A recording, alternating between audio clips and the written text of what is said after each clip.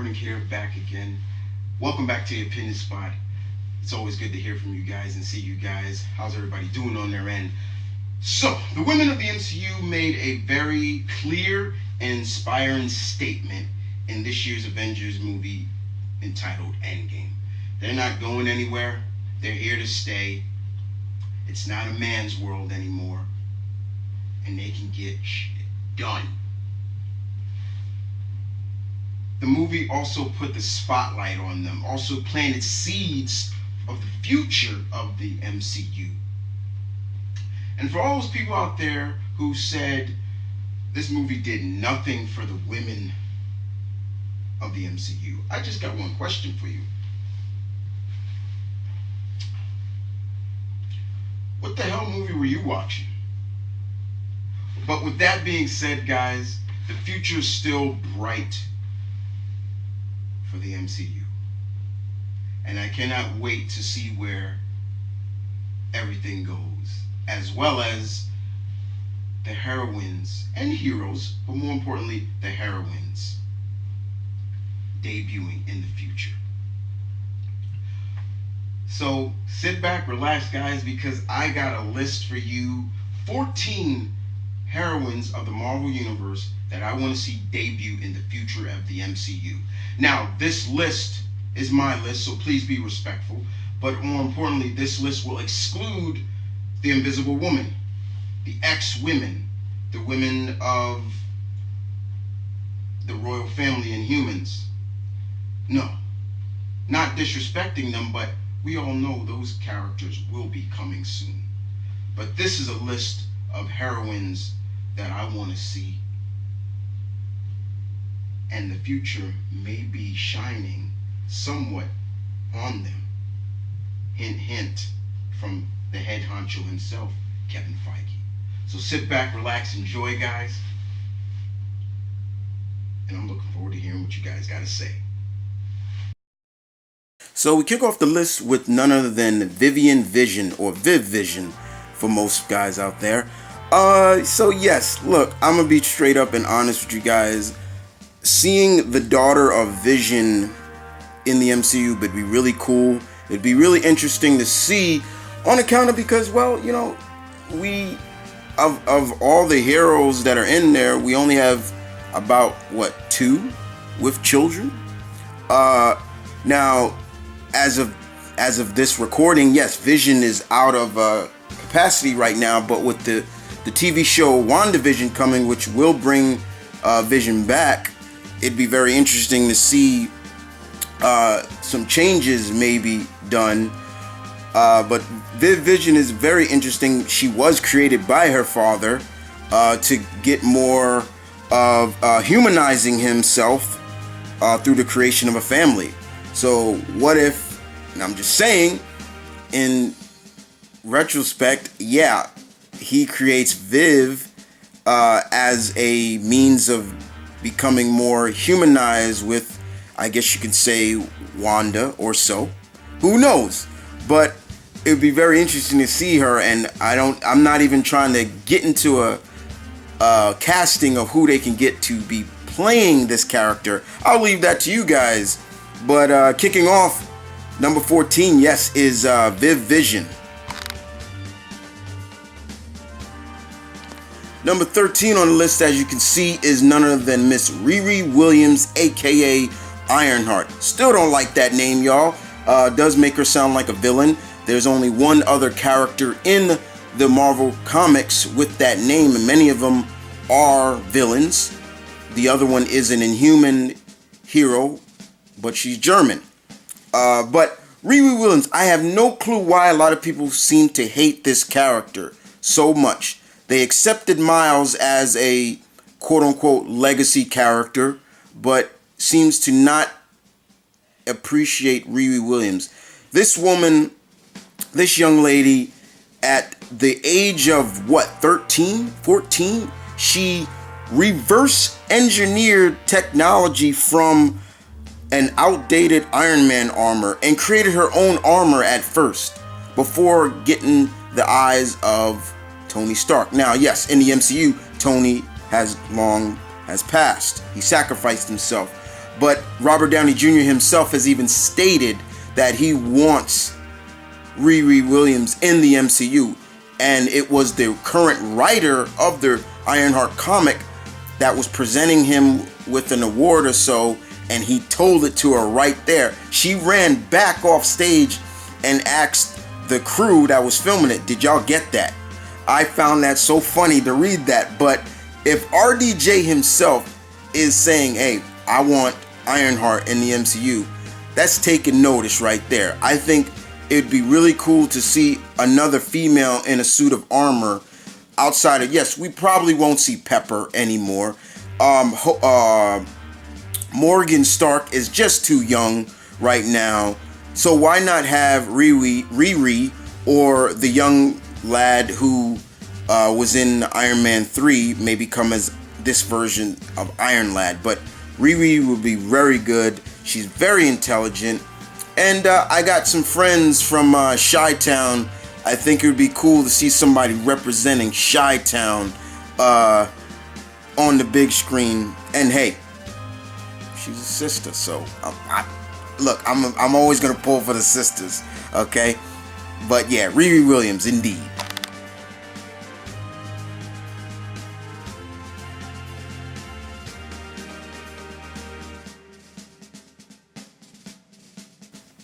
Kamala Khan. Let's be honest here, guys. There have been hints and winks from Kevin Feige himself that Kamala is coming. The New Age Ms. Marvel. Now, in the MCU, there was no Ms. Marvel. So it'd be easy enough to have Kamala take that title in homage to Carol Danvers, who is Captain Marvel. Kamala is like us. She is a fan. She writes fan fiction. She is an Inhuman, and I don't know how they would play off her powers in the MCU, being that in terms of the MCU movie side, the Inhumans are not known. And yeah, I know people will say, well, they did the TV show, that garbage of a TV show. Yeah, I said it. And they'll say also, but Chris, that was in the MCU. I always say to each its own, because I don't feel it is. But Kamala is definitely a character that would be hinted and winked at. It would also be a good notion for Marvel to showcase to, especially in the world of cinema, that not everybody who is of Muslim faith and belief are the bad guys, are villains. They are just like anybody else. They bleed, they have families, and I've said this to many fans who are fans of Kamala. She's one of us, so why not have Kamala Khan? Kevin Feige himself has even stated she's coming. Pause on that, but yes, she will be soon in the MCU. And I, my friends, my pack, want to see it.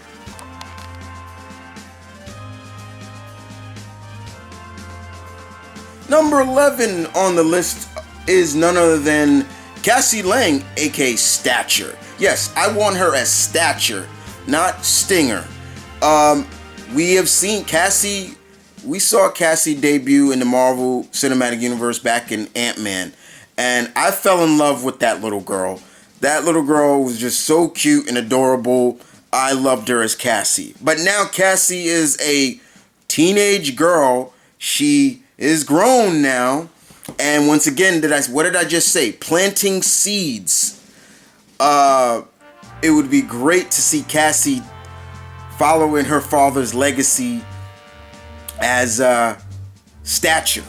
Now, in the Marvel Comics, Stature is the daughter of Scott Lang, and she inherited the powers of the Pym particles from her dad, making her able to grow in size and shrink. But unfortunately, in the MCU, the Pym particles are more like a serum, more like a fuel for the Ant-Man suit. But it would be so cool to see Stature say, you know what, Dad, it's time. And tell Hope, and may get trained by Hope as well to continue the family legacy And I want to see her design her, because I always like Stature's costume. I would love to see her with the domino mask. I'm sorry, there's something about the domino mask that I love in superheroes. I love that. Yes, it's like, oh well, it's easy for somebody to recognize, but come on, it would be so cool to see. I have no clue and no doubt in my mind that a Young Avengers movie is on the way, is in development. But yes, I would love to see Stature debut in the MCU with the same actress playing her. Yes, she's not blonde, but still, I would love to see it. What about you? What say you, my pack? Next on the list, guys, is none other than White Tiger. Marvel seems to be getting the idea of representation matters. And it truly does. It does matter, guys. You have no idea, especially who know me, what it felt like to see the spotlight put on Wakanda, the Black Panther movie. How that made many African American children feel, and people like me who have been told by their parents when they were growing up what that meant to them to see a black character showcased in comics. Someone that looks like them. Someone that you can understand. And to see what Black Panther did for the Marvel Cinematic Universe seems indicative of what Marvel wants to do with Shang-Chi. And I think every Asian American fellow fan wants to see that duplicated. But I've always said, without a shadow of a doubt, how come they haven't done that for Marvel's first Puerto Rican superhero, White Tiger? This is a family legacy. This character is a legacy character. White Tiger started with the first Hector Ayala.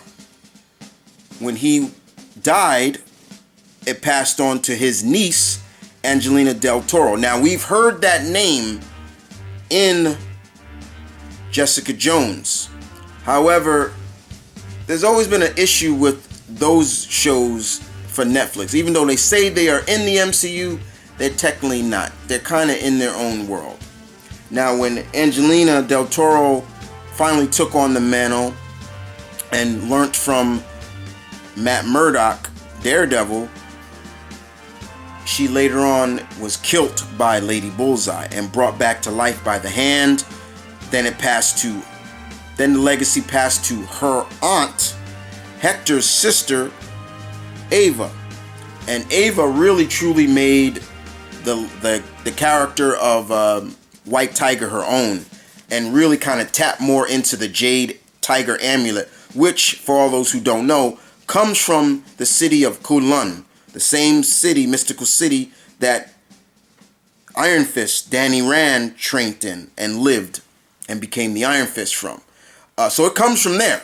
Now, we probably will never hear Kunlun or those characters debut in the MCU anytime soon, but it would be really cool to see White Tiger. Now, who would I want? I wouldn't mind Angelina Del Toro, or I wouldn't even mind Ava, who is the youngest. But all I want to see is them do justice to the Latino community and the Latino geek community, and showcasing that we have not forgotten about you. Now, some will say, oh, but they have with Miles. And true, but Miles is in a separate universe. That's still kind of Sony. That's not the Marvel Cinematic Universe. I want to see White Tiger done in the MCU. And costume-wise, I wouldn't mind seeing Angelina's costume, which I always thought was cool, because Hector's costume just looked like a white version of the Black Panther. Or I wouldn't even mind seeing Ava's costume, because Ava's also was just really cool. It looked like a tiger. It smelled like a tiger, a white tiger. The only thing showcasing, she had a ponytail on the back of her head, in the back, because Ava has long hair. But Ava or Angelina would do for me. She's such a very cool character. If you don't know about her, guys, do your research into both Angelina and Ava. Angelina was a former FBI agent, and Ava, well, she went through the ranks of the Avengers Academy to learn from the best to become a better hero. But yeah, White Tiger definitely is on the list. Next on the list, we gotta show some love, my pack, to the UK Marvel side of Marvel Comics. And there are a lot of British characters in the Marvel Universe that I love. Captain Britain, Psylocke, Union Jack, and of course, this young lady right here, or I should say this older woman, but she doesn't look her age. And this is none other than Miss Jacqueline Falsworthy, aka Spitfire. She is a speedster, guys. I've always loved speedsters. I always felt like they are unique, they're cool, they are a great addition to teams. And the only speedster that the Marvel Universe had is Quicksilver, and he's dead. But I have a strong feeling that he will return because of a certain aspect of the Marvel Universe that has been showcased, was spotlighted in Doctor Strange, and seems to be going to be spotlighted in the final movie for Phase 3. Spitfire is a speedster. She is super fast. She has adapted physiology, which makes her younger. She's older than she looks, guys. But she's a Spitfire indeed. Why she's called Spitfire? When she runs, she leaves a trail of fire behind her. That's how fast she runs. She has worked with the likes of Captain America. Like I said, she's older than she looks. But Jacqueline is British. She served in World War I, but I think they could tone that down like they did for Black Widow. Black Widow is supposed to be older than she was in the MCU. Black Widow is supposed to have been born in the 1930s. They said she was born in 84, so making her in her 30s. But I would love to see Spitfire debut in the Marvel Cinematic Universe. Her costume's very unique. It's red and yellow. Sometimes it has a cape, sometimes it doesn't. And she's worked with the Invaders. Like I said, worked with Union Jack, the original Human Torch, Captain America himself. I really wish they had kind of showed seeds that Cap has worked with a British intelligent superhuman named Jacqueline Falsworthy. But can you just imagine what it would be like to see another speedster? I love speedsters, and we've only seen one in the MCU. But yes, Spitfire, indeed. And if you don't know, research. But she's really cool.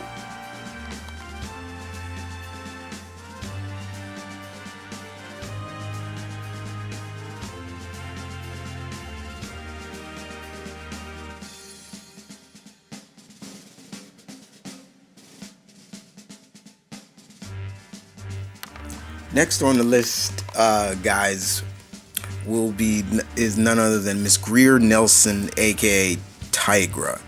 Yeah, now I would say honestly, we haven't seen a character like this in the MCU, and if I was a betting man with Marvel and Kevin Feige, I would think that they are waiting significantly for how Cheetah is done in Wonder Woman 84. I think Cheetah's appearance, debut in the next Wonder Woman movie is going to play a big factor into how they may incorporate their own cat hybrid human.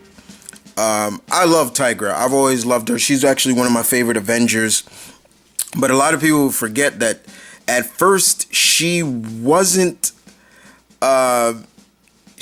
always this half cat, half woman. She was just a character that donned a costume, and she called herself the Cat. No relation to Black Cat's father. But it wasn't until she was mortally wounded, and to save her life, she was transferred. Her body was transferred into this legendary half human, half cat warrior that they called the Tigra, aka Tigra. This was done by a group of cat people. So her powers come from mysticism, similar to Cheetah, indeed. And Greer is a very interesting character. Now, of course, if they did debut her, guys, they would have to change her look a lot because she just wears a two-piece bikini, and that ain't child friendly. But as you know, as a half-human, feline-esque superhuman, you know that her powers pretty much invoke the same things that you would think. Superhuman speed, superhuman strength, stamina, durability, agility. Everything is heightened to what you would think of a cat. And she also has a healing factor, if I remember correctly. And her claws and her fangs are incredibly enhanced to the point where they are strong enough to rip through various metals like a hot knife going through butter. She's incredibly skilled in hand-to-hand combat. And she also has a son that actually is is the child of, if I'm not mistaken, she had a child with, I think, Hank Pym, I think, or it was it was the Skrull, Hank Pym, I can't remember, but it was one of them. But it was she's very interesting indeed. I would love to see Tigra debut in the MCU. I thought she was going to debut in Agents of S.H.I.E.L.D., but I was wrong. But yeah, once again, adding more mysticism into characters would be great, because, hey, adding more nuances to the MCU works. We got the science and, technology down. We really starting now to get more into the space and the cosmic side. The supernatural side still needs to grow. Doctor Strange was a good stepping pedestal foundation. Now we move on. So yeah. But yeah, Tigra, ladies and gentlemen, Tigra, Miss Greer Nelson.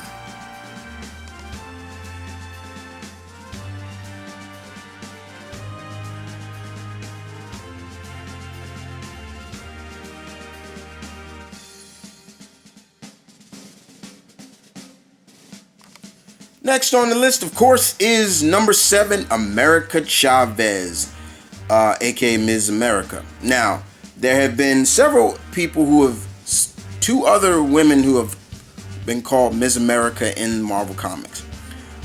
America Chavez is from a parallel universe, and once again, planting seeds already.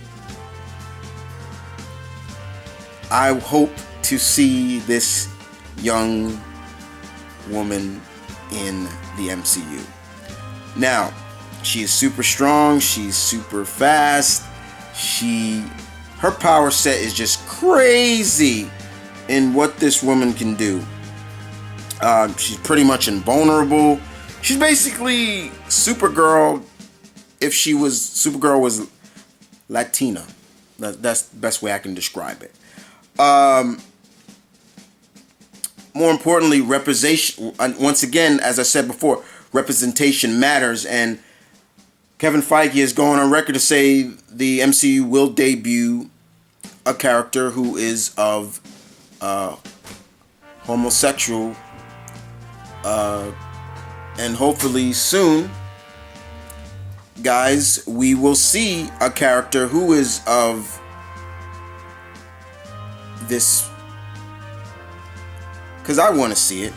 I just don't want them to just make a character gay just to make a character gay, when once again, Marvel, you have characters that have been written, have always been gay. So just do it.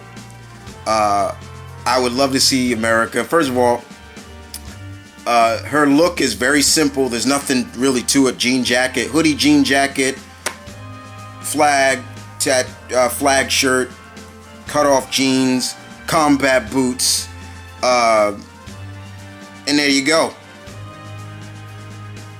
Who would I get to play America? That's a good question. So I leave that to you guys in the comment section to come up with your fan cast. But I think it's high time we see her, Miss America. Don't you?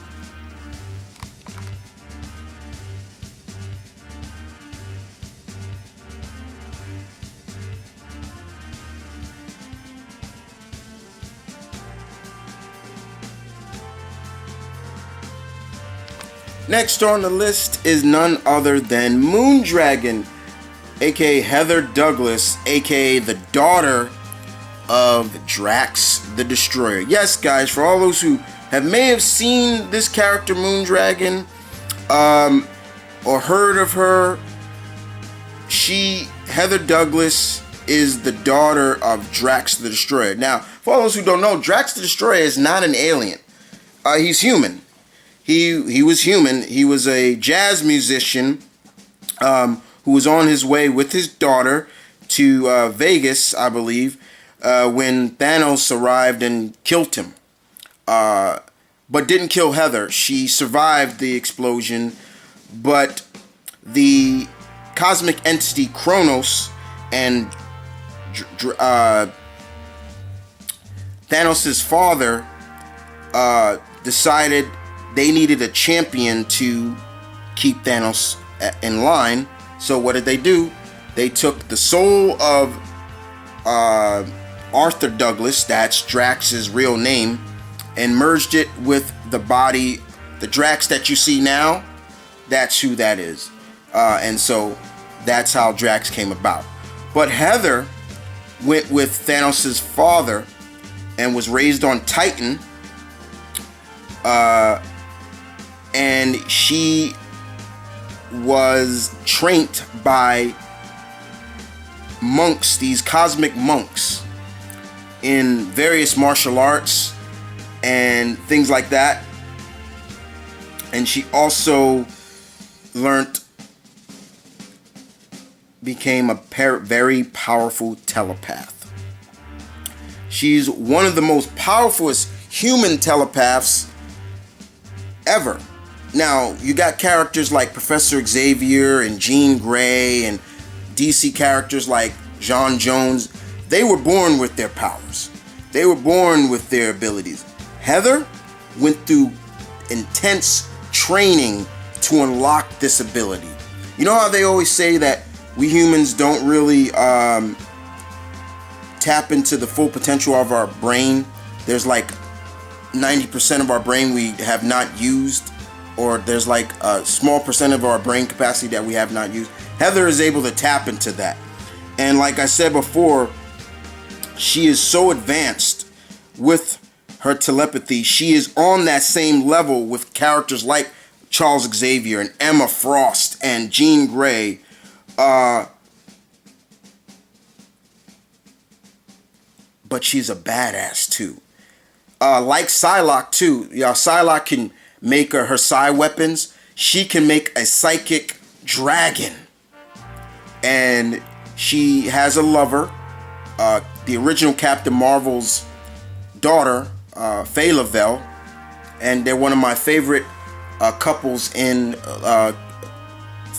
She's one of my favorite they're one of my favorite lesbian couples in comics, up there with the likes of Grace Choi and Anissa Pierce. they make a hell of a duo. She is kind of a no-nonsense. She's like a no-nonsense player. Like, she can joke, she can laugh. She's been a part of the Guardians of the Galaxy. So hopefully we'll see her sometime soon. Maybe a different version of her. But who knows? Maybe she could be Drax's daughter could be resurrected into this character as a way of thanking Drax, maybe for, who knows, helping stop Thanos. Maybe by some cosmic entity like Kronos, or maybe Eternia, or maybe even the Beyonder, or who knows. There's so many different cosmic entities that James Gunn could play with. I would love to see Heather Douglas, Moondragon, in the MCU. Just saying, guys.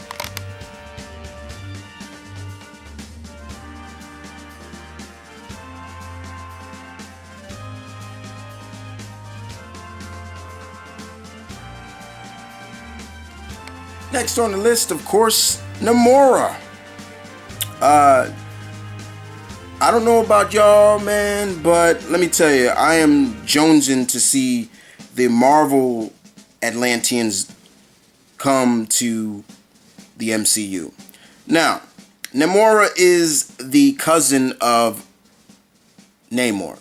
But unlike her cousin, she loves the surface world. She does not deny her human side and her Atlantean side. Her real name is Aquarina Neptunia. And yeah, I did. I think I just said all her name. I thought it was another name. And she is like her cousin. She debuted back in 1947. So yes, she debuted before Mira.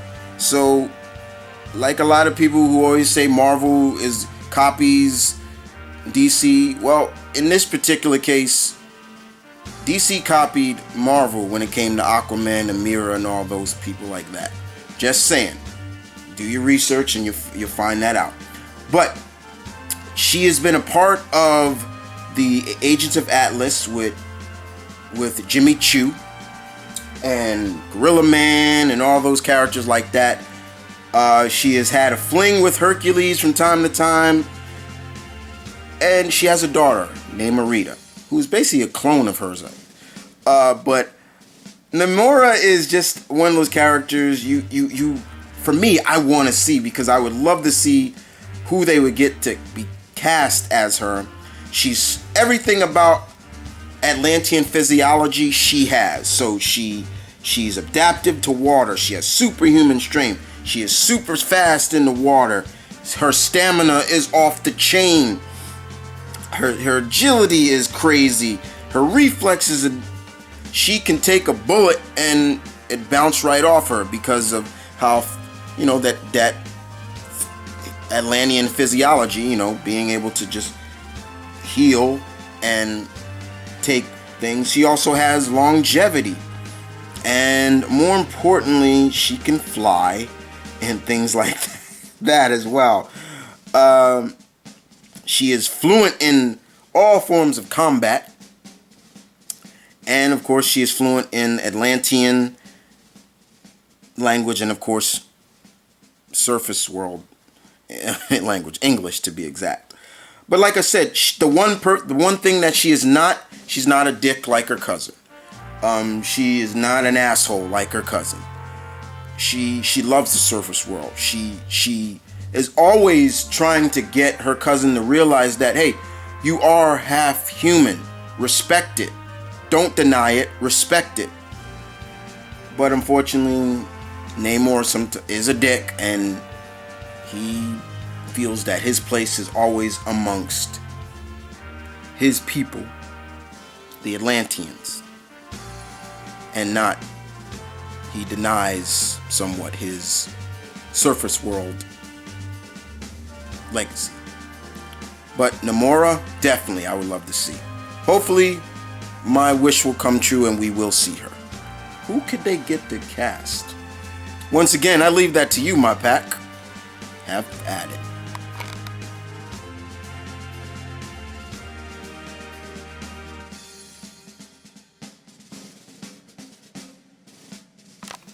Next on the list, guys, is none other than Melissa Gold.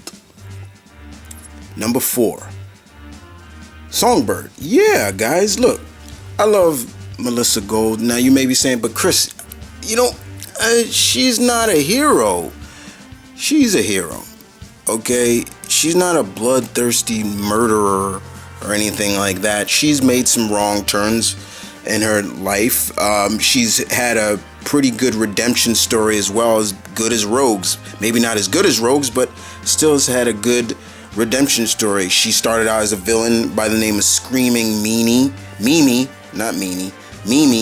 and worked her way up later on to becoming a part of the Thunderbolts, where she was a part of the Thunderbolts that wanted to do good. They wanted to redeem themselves. They hated being villains. One thing I love about Songbird is she is basically what if, the way I look at it is, what if you take Black Canary, Dinah Lance's Canary Cry, amplify it where she can make constructs. And that's what Songbird can do. She can amplify her voice even more to making constructs, as well as different various concussion blasts and things like that. She can create wings so she can fly. She's a tough cookie, and I would love to see Melissa Gold debut sometime in the future of the MCU. There's so many characters that Marvel has so much to play with. It was hard, guys, to kind of come up with this list, but I did it. But Songbird definitely would be great. She is cool. I love her hairstyle. I love that white hair with the pink and things like that. I'm sorry. It's unique. But Songbird, definitely very cool character indeed. Very indeed. Just don't get her angry, or you're gonna get fucked up, just like Norman Osborn did, if y'all remember that issue.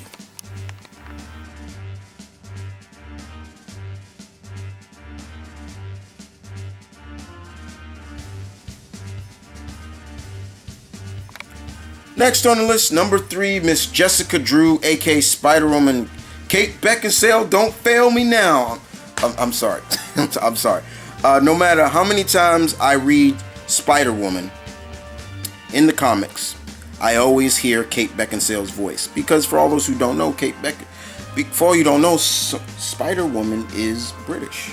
And she's been a Hydra agent and a S.H.I.E.L.D. agent. Now, she is one of the Spider characters I don't want to see in the Spider-Verse movies.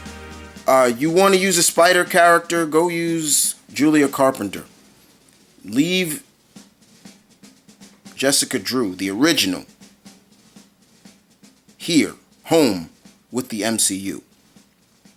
Because she really has no connection to Spider-Man.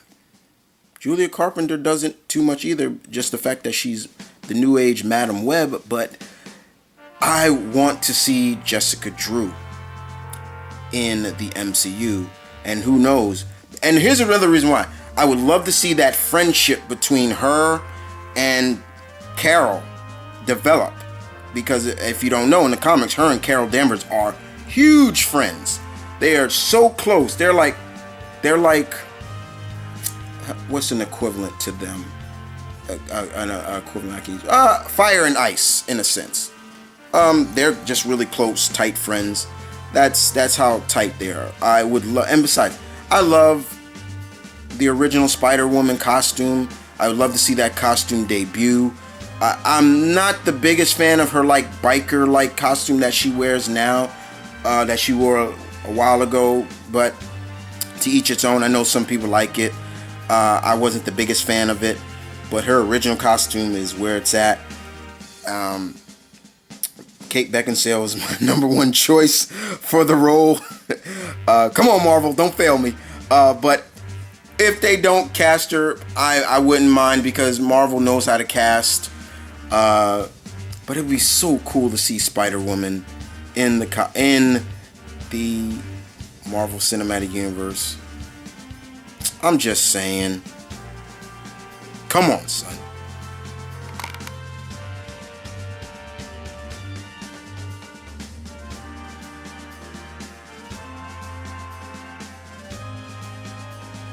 Number 2 on the list is a character that has debuted already, but we saw her younger self, and that's none other than Miss Monica Rambeau, aka Photon, aka Pulsar, aka Spectrum, aka, of course, the original female Captain Marvel.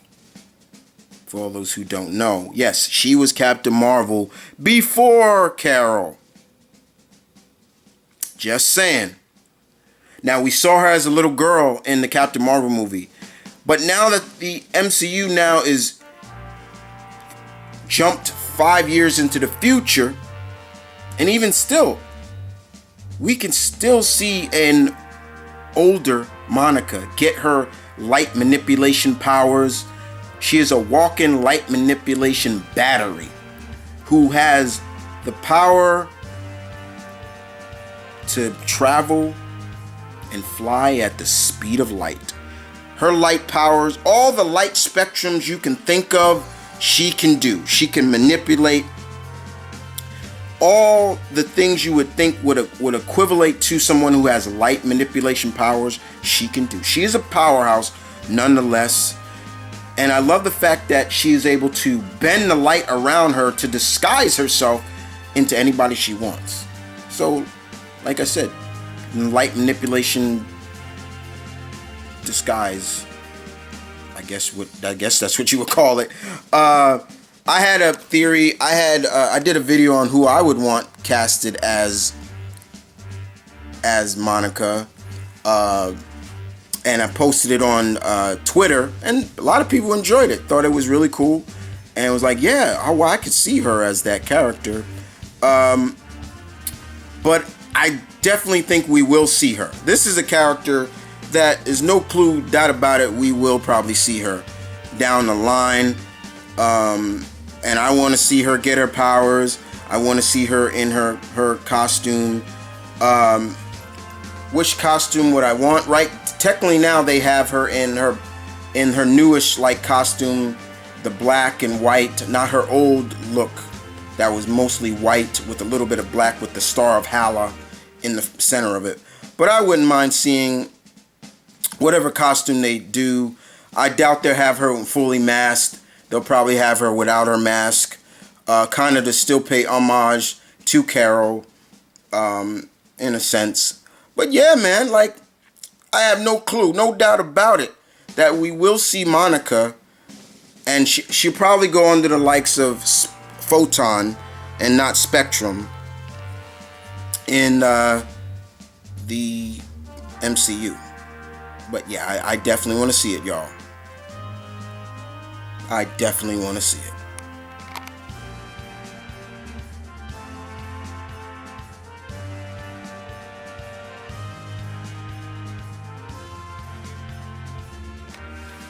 And last but not least, guys, number 1 on the list is the number 1 Marvel heroine I want to see debut in the MCU. And to me, guys, it's a long time freaking coming because, well, her cousin and the actor who plays her cousin has only one more movie left on his contract before his time is up. And I'm not sure that Mr. Ruffalo has signed an extension. And it is none other than the Jade Glamazon herself, the sensational She-Hulk, Jennifer Walters. Yes. Oh my God, guys, you guys have no idea how much I want to see Jen Walters debut. And there have been, in my opinion, plenty of opportunities to have her debut in the MCU, whether it was through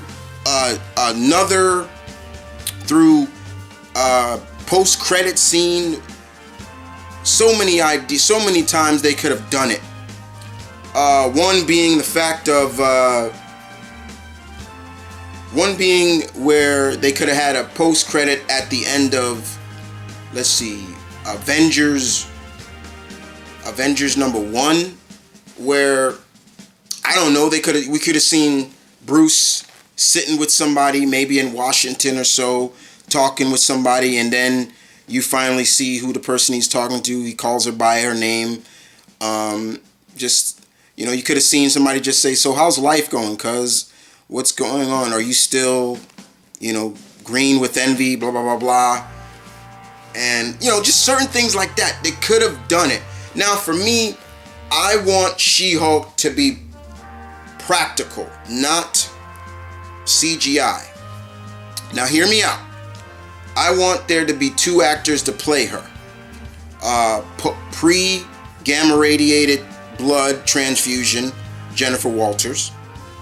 And then post-gamma radiated blood transfusion, Jennifer Walters. Meaning, I want a bodybuilder or a physical woman with a physique that looks very muscular but is still voiced by the actress who played post gamma rated. So you're still getting the pre gamma rated blood Jennifer Walters still voicing the character, kind of like what they did with Silver Surfer in Rise of the Silver Surfer. You had the actor, but you had the great Lawrence Fishburne voice the character. That's how I feel. And if you need to make her bigger, then that's where you use the practical effects to give her more of a bigger, not physique, but a big in height. Because for all those who don't know, Jennifer Walters as She-Hulk is over 7 feet tall, and when she wasn't, she was like 5'5", so she was short. Now I don't want her to look too muscular like how they got her now, where she's really tapping into that gamma power, but I just want her to be more practical, not CGI. It works for Hulk, but I don't want it. I want them to do something different for She-Hulk. That's just me. But she is so ready. It is so itching for her to debut. I know some people say, well, I want her in her own TV series. I want her to replace Bruce as the resident Hulk in the MCU. I want her to keep the family legacy, quote unquote. Whether it's Bruce sacrificing himself to cure her, to sacrificing herself with a blood transfusion that will kill him but save her life, I don't know. I think they could do that. But yes, man, Jennifer Walters, She-Hulk, I want so much to be in the MCU. And with that being said, guys, I can't tell you guys how much I enjoyed doing this, how much I enjoyed putting this list together. I know everybody's list is different. I know some people are probably saying once again, oh, how come you didn't put the X-Women or Invisible Woman or some people like that? Once again, I wanted to exclude those characters because once again, there is evidence to say they're coming to the MCU. They will debut. But I wanted to put characters that maybe some people haven't thought about. Characters maybe some people have thought about. But it's my list. Please be respectful, because I will respect yours. But with that being said, guys, this is Mount Vernon Kid saying peace, one love, stay tuned. Thank you for watching The Opinion Spot, where your opinion matters. Can you say that again one time, but with a more deeper voice? Where your opinion matters. How was that? Yeah, that was good. How about go real deeper? Like Soldier 76. Where your vision, where your opinion matters. How about that one? Yeah, that's a good one too. Other than that, guys, you guys take care, and I will see you guys next time.